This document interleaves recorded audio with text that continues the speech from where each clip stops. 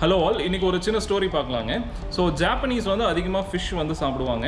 So fisherman வந்து கடலுக்கு போய் மீன் வந்து பிடிச்சி கொண்டு வரதுக்கு வந்து 2 நாள் ஆகுங்க. ஸோ வரும்போது மீன் வந்து இறந்துருக்கும். ஸோ ஜாப்பனீஸ் பீப்புள் வந்து ஒரு ஹெல்த்தியாக இல்லை வந்து ஒரு உயிரோடு இருக்கிற மீன் சாப்பிட்றதுக்கு தான் அதிகமாக விருப்பப்படுவாங்க. ஸோ ஃபிஷர்மேன்ஸ் எல்லாமே டிஸ்கஸ் பண்ணிவிட்டு திரும்ப என்ன பண்ணாங்கன்னா, ஒரு பெரிய டேங்க் வந்து போட்டில் வச்சுட்டு கடலுக்குள்ளே போய் மீனை பிடிச்சி அந்த டேங்க்கில் போட்டு கொண்டு வந்தாங்க. பட் என்ன அப்படின்னா, கடலில் மீன் இருக்கும்போது நல்லா ஆக்டிவாக சுற்றிட்டு இருக்கும். அண்ட் டேங்க்கில் போட்டதுக்கப்புறம் மீன் வந்து ஸ்டாக்னண்ட்டாக தான் இருந்தது, ஆனால் உயிரோட தான் இருந்தது. பட் ஜாப்பனீஸ் பீப்புள் வந்து அதை லைக் பண்ண கிடையாது.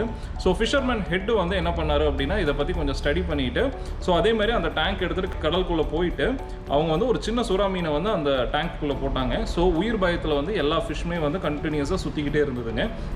பட் ஆஃப்கோர்ஸ் 2% ஆஃப் த மீனை வந்து அந்த சுறா மீன் வந்து சாப்பிட்டுச்சு. அண்ட் கரைக்கு வரும்போது வந்து ஸோ 98% ஆஃப் த ஃபிஷ் உயிரோடு தான் இருந்தது.